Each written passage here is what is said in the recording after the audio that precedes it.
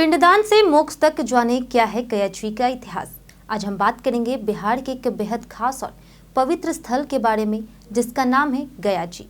बिहार सरकार ने हाल ही में गया शहर का नाम बदलकर गया जी रख दिया है।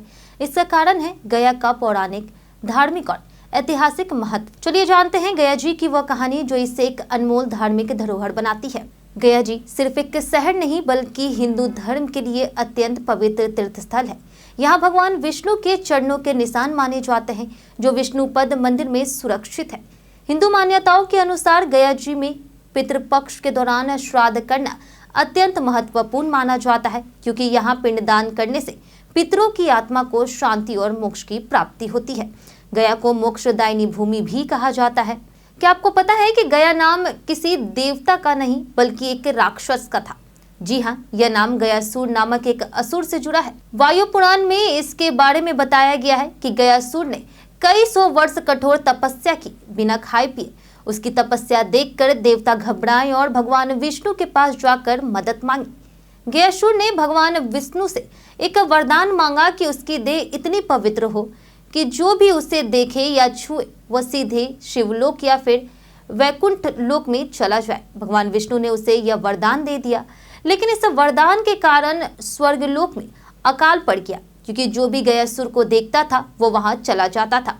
स्वर्गलोक में आए इस संकट को दूर करने के लिए भगवान विष्णु ने धरती पर सबसे पवित्र स्थान पर यज्ञ करने का फैसला किया। उन्होंने ब्रह्मा जी के पास जाकर के कहा कि वे गयासुर का शरीर यज्ञ के लिए समर्पित करें, क्योंकि उस समय धरती पर इससे पवित्र कोई स्थान नहीं था। गयासुर ने अपने शरीर ब्रह्मा को दे दिया। फिर भगवान विष्णु ने जमीन को समतल करने के लिए अपने पैरों से उसे दबाया। उसी स्थान पर उनके चरण छप गए जो आज विष्णुपद मंदिर के रूप में प्रसिद्ध है। यही वह जगह है जहां गया जी का पवित्र इतिहास शुरू होता है। गया जी का महत्व सिर्फ हिंदू धर्म में नहीं बल्कि जैन और बौद्ध धर्मों में भी है। यह जगह हजारों वर्षों से तीर्थ यात्रियों का केंद्र रहा है। गया में पिंडदान करने से माना जाता है कि पितरों की आत्मा को मोक्ष मिलती है। यही कारण है पितृपक्ष में यहाँ लाखों श्रद्धालु आते हैं। गया जी की खासियत यह है कि गया वह स्थान है जहां भगवान विष्णु का दिव्य प्रभाव और वरदान है। यहाँ के दर्शन मात्र से ही कहा जाता है कि कोई भी श्रद्धालु वैकुंठ और शिवलोक की प्राप्ति कर सकता है।